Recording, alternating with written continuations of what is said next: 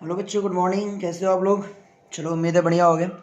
आज की जो प्रश्नावली है वह प्रश्नावली 15.1, ठीक है। और ये चैप्टर है प्रायिकता यानी प्रोबेबिलिटी, संभावना। मान लो आप कोई सिक्का को और उछालते हो तो क्या होगा? या तो हेड आएगा या फिर टेल आएगा। तो अगर एक बार उछालते हो तो हेड आने की कितनी संभावना है? 1/2। अगर एक बार उछालते हो तो टेल आने की कितनी संभावना है? 1/2। यानी दो में से कोई एक आएगा। तो यहाँ पे कुछ सूत्र होते हैं, कुछ तरीके होते हैं, यहाँ पे हम लोग देखते हैं और समझते हैं। मान लीजिए प्रायिकता का सूत्र होता है पीई। ई होता है घटना के अनुकूल परिणामों की संख्या और बेटा प्रयोग के सभी संभावित परिणामों की संख्या, कि आप कितनी बार प्रयोग किए हैं और कितना बार आप लाना चाहते हैं। जैसे मैंने एक सिक्का है 5 बार उछाला और मैं चाहता हूँ कि 5 बार वो हेड आए, ठीक है। तो मैंने घटना के अनुकूल परिणामों की संख्या, हेड कितना है? 5 बार मैंने चाहा और कितना बार प्रयोग किया? 5, यानी कट के आएगा 1, ठीक है। ये बात है। निश्चित घटना की प्रायिकता को 1 बोली जाती है। एक असंभव घटना की प्रायिकता 0 होती है। जैसे मैं कहूँ कि मैं 5 का सिक्का उछालूँ और 10 रुपये का नोट बन जाए, तो ये हो गया असंभव घटना की प्रायिकता। और किसी भी घटना की प्रायिकता होती है 0 और 1 के बीच होती है, ठीक है। वह घटना जिसका केवल एक ही परिणाम हो प्रारंभिक घटना कहलाती है। किसी प्रयोग के सभी घटनाओं की प्रायिकता का योग 1 होता है। कितना बार भी कोई घटना करें उसका सबका मान अगर जोड़ेंगे तो ये 1 आएगा। किसी भी घटना की प्रायिकता पीई प्लस पीई बराबर 1 होता है, जहाँ पीई घटना की प्रायिकता, अब पीई बार, ये ऊपर बार लगा हुआ है, घटना नहीं को व्यक्त करता है। ये घटना नहीं और ये घटना को व्यक्त करता है। इसको बोला घटना नहीं और इसको बोला घटना। ई तथा ई डैश पूरक घटनाएं कहलाती हैं। दोनों जोड़ा जाए तो 1 होता है, इसलिए पूरक है। यदि एक प्रयोग के सभी परिणामों के प्रकट होने की संभावना समान हो, समप्रायिक घटना कहलाती है। जैसे एक सिक्का उछालने पर हेड या टेल दोनों में से एक की आने की संभावना बराबर है, यह समप्रायिक घटना है। ये कुछ फॉर्मूलाज हैं, आप लोग जब सवाल बनाएंगे हम लोग तो समझ जाएंगे, ठीक है। इसको याद करना पड़ेगा। चलिए प्रश्नावली 15.1 में चलते हैं और वहाँ सवाल को सीधा सीधा सॉल्व करते हैं, ठीक है। प्रश्नावली 15.1 में दिया हुआ है कि घटना ई की प्रायिकता प्लस घटना ई नहीं की प्रायिकता 1 होती है, ठीक है। उस घटना की प्रायिकता जो घटित नहीं हो सकती 0, और ऐसी घटना अस्वाभाविक घटना कहलाती है। अभी हमने देखा जो नोट्स था उसमें, उस घटना की प्रायिकता जहाँ घटित होना निश्चित है 1 है, और ऐसी घटना संभावित घटना कहलाती है। जो घटना निश्चित है उसकी प्रायिकता 1 होती है और ऐसी घटना संभावित घटना कहलाती है।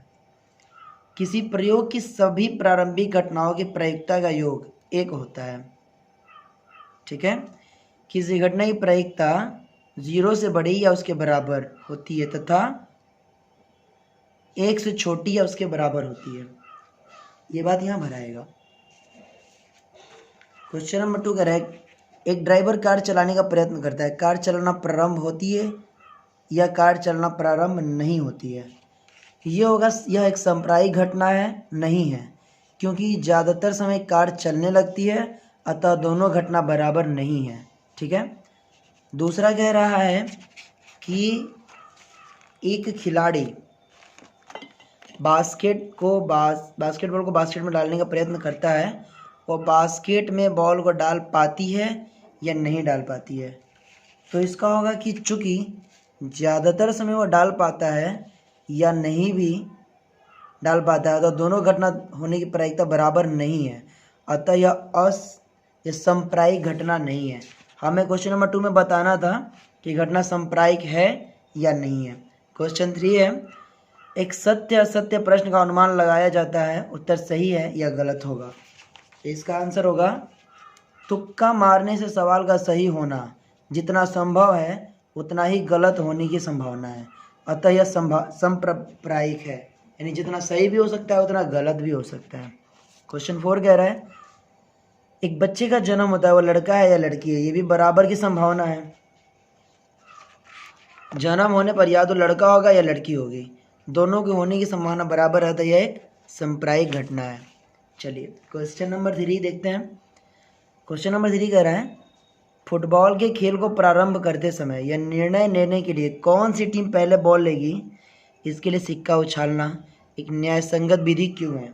क्योंकि सिक्का उछालने पर देखिए आंसर में क्या लिखा हुआ है, दो परिणाम चित या पट आने की संभावना बराबर है, अर्थात दोनों परिणाम सांप्रायिक है, इसलिए यह विधि न्याय संगत है। यानी दोनों को बराबर चांस मिल रहा है, या तो हेड आएगा या टेल, इसमें कोई बीच में चोरी वाला मैटर नहीं है। ठीक है, चलिए क्वेश्चन नंबर 3 हो गया। क्वेश्चन नंबर 4 देखते हैं, निम्नलिखित में कौन सी संख्या किसी घटना की प्रायिकता नहीं हो सकती? घटना प्रायिकता 2/3 होगी या 15% होगी या 0.7 होगी, 0 और 1 के बीच में होगी, इन माइनस में नहीं होगी, इसलिए ये वाला बात इसमें नहीं होगा। ठीक है, क्वेश्चन नंबर 5 देखते हैं। क्वेश्चन नंबर 5 कह रहा है PE 0.05 है, तो PE नहीं की प्रायिकता क्या होगी? अभी आप लोगों ने एक फॉर्मूला देखा था, PE प्लस PE नहीं बराबर 1 होता है। PE प्लस PE नहीं बराबर 1, PE है 0.05 प्लस PE नहीं बराबर 1, तो PE नहीं बराबर होगा 0.95, ये आपका आंसर हो गया। क्वेश्चन 6, एक थैले में नींबू की महक वाली मीठी गोलियां हैं, मालिनी बिना थैले में झाँके उनमें से गोली निकालती है, इसकी क्या प्रायिकता है कि वह निकाली गई गोली संतरे की महक वाली है? देखिए थैले में केवल नींबू की महक वाली गोलियां हैं, इसलिए संतरे की महक वाली गोली निकालना एक असंभव घटना है, इसकी प्रायिकता 0 होगी। क्वेश्चन 2, नींबू की महक वाली गोली की प्रायिकता क्या होगी? तो थैले में केवल नींबू की महक की गोली है, अतः नींबू की महक वाली गोली निकालना निश्चित घटना है, इसकी प्रायिकता 1 होगी। ओके, क्वेश्चन 7 देखें। दिया हुआ है कि 3 विद्यार्थियों के एक समूह में 2 विद्यार्थियों के जन्मदिन एक ही दिन न होने की प्रायिकता 0.992 है, इसकी क्या प्रायिकता है कि इन 2 विद्यार्थियों का जन्मदिन एक ही दिन हो? आप लोगों को फॉर्मूला पता है, जन्मदिन एक ही दिन होने या ना होने दोनों पूरक घटनाएं हैं। जन्मदिन न होने की प्रायिकता P नहीं बराबर 0.992, तो PE प्लस PE नहीं बराबर 1, PE प्लस PE नहीं का मान इतना दिया हुआ है बराबर 1, तो PE बराबर 1 माइनस इतना, तो जन्मदिन होने की जो प्रायिकता है 0.008 आंसर। ओके, चलिए क्वेश्चन नंबर 8 देख लेते हैं। क्वेश्चन नंबर 8 कह रहा है कि एक थैले में 3 लाल और 5 काली गेंदें हैं, इस थैले में से एक गेंद यादृच्छा यानी अपनी मर्जी से निकाली जाती है, इसकी प्रायिकता क्या है कि गेंद लाल हो, लाल नहीं हो? ठीक है, चलिए सीधा इस पे आते हैं। कुल गेंद कितनी है? 3 प्लस 5 यानी 8 कुल गेंद है 8, तो घटना ई बराबर लाल गेंद निकालना, ई के अनुकूल परिणामों की संख्या बराबर 3, तो PE बराबर ई के अनुकूल परिणामों की संख्या 3 और कुल संख्या 8, यानी 3 लाल गेंद है तो 3 हो सकता है कि वो निकले, और कुल परिणाम 8 यानी 8 गेंदें तो 8, ये आंसर होगा। क्वेश्चन 2 कह रहा है कि लाल नहीं हो, ठीक है, P लाल नहीं हो मतलब काली हो, बात समझ रहे हैं, इसलिए P काली गेंद बराबर, काली कितनी है 5 और टोटल कितनी गेंदें हैं 8, यानी 5/8, ये आंसर होगा। क्वेश्चन नंबर 9, एक डिब्बे में 5 लाल कंचे, 8 सफ़ेद कंचे, 4 हरे कंचे हैं, इस डिब्बे में से एक कंचा या दृक्षा निकाला जाता है, इसकी क्या प्रायिकता है कि निकाला गया कंचा लाल है, सफ़ेद है, हरा नहीं है? अगर हरा नहीं है तो सफ़ेद और लाल होगा। चलिए लाल कंचा 5 है, सफ़ेद 8 है, हरा 4 है, कुल कंचे हो गए 17। लाल होने की प्रायिकता 5/17, सफ़ेद होने की प्रायिकता 8/17, क्योंकि सफ़ेद 8 है, टोटल 17 है, हरा नहीं है मतलब लाल और सफ़ेद होने की प्रायिकता P लाल प्लस सफ़ेद 13/17। क्वेश्चन नंबर 9 भी कंप्लीट। क्वेश्चन नंबर 10 देखते हैं। एक पिग्गी बैंक में 50 पैसे के 100 सिक्के हैं, 1 रुपये के 50 सिक्के हैं, 2 रुपये के 20 सिक्के हैं और 5 रुपये के 10 सिक्के हैं। यदि पिग्गी बैंक को हिलाकर उल्टा करने पर कोई एक सिक्का गिरने की परिणाम सांप्रायिक है, तो इसकी क्या प्रायिकता है कि वह गिरा हुआ एक सिक्का गिरने 50 पैसे का होगा, 5 रुपये का नहीं होगा। ठीक है, चलिए यहाँ देखते हैं। 50 पैसे के सिक्के 100 हैं, 1 रुपये के 50 हैं, 2 रुपये के 20 है और 5 रुपये के 10 है। टोटल 180 है, 50 पैसों की प्रायिकता, 100 सिक्के हैं तो 100/180 यानी 5/9। दूसरा है 5 रुपये का नहीं होगा तो 50 पैसे का होगा, तो 50 पैसा 1 रुपये तथा 2 रुपये का होगा, तो 100 + 50 + 20 यानी 170। 5 रुपये का नहीं बराबर 170/180 यानी 17/18। बात आई समझ में? चलिए क्वेश्चन नंबर 11 देखते हैं। गोपी अपने जल जीव कुंड के लिए एक दुकान से मछली खरीदती है। दुकानदार एक टंकी जिसमें 5 नर मछली और 8 आधा मछली है, 8 मादा मछली है, इनमें से एक मछली यादृच्छा उसे देने के लिए निकालती है।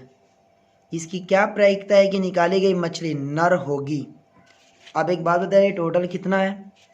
कुल नर मछली 5 और मादा 8, टोटल 13 हो गया। मछली के नर होने की जो संभावना है वो 5 नर है, टोटल 13 है, तो 5/13। ठीक है। अब जो क्वेश्चन नंबर 12 से है उसको हम लोग अगले वीडियो में देखते हैं। तब तक आप लोग इसे प्रैक्टिस कीजिए और फिर हम लोग अगले वीडियो में मिलते हैं। तब तक के लिए बाय। और हाँ, आप लोग ये नोट्स चाहिए जिससे पढ़ाई हो रही है तो आप नीचे दिए हुए डिस्क्रिप्शन में व्हाट्सअप नंबर पे मैसेज हमें कर सकते हैं। आपको ये नोट्स PDF रूप में मिल जाएगा, जिसका फी आपको 200 रुपये पे करना होगा। ओके, चलिए मिलते हैं अगले वीडियो में, तब तक के लिए बाय।